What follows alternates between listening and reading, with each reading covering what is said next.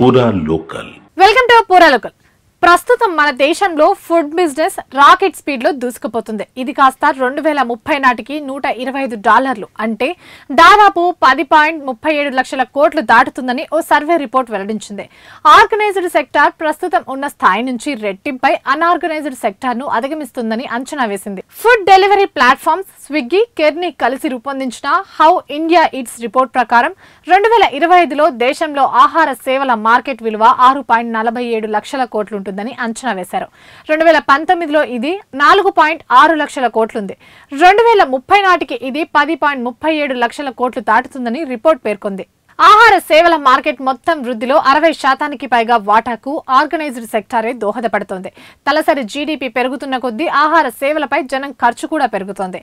ఈ సెక్టర్ వృద్ధికి అపారమైన అవకాశాలు కూడా ఉన్నాయి. ప్రస్తుతం జీడీపీలో దీని వాటా 1.9% ఉంది.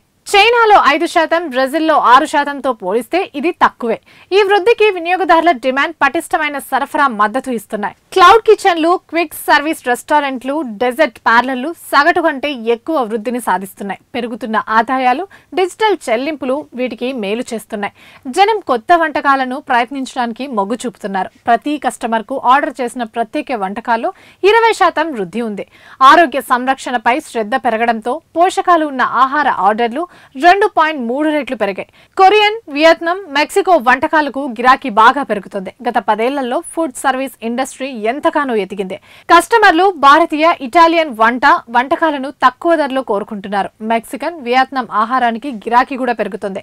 మచ్చా, బోబో టీ వంటి కొత్త వంటకాలను కోరుకుంటున్నారని స్విగ్గీ సీఈఓ వివరించారు.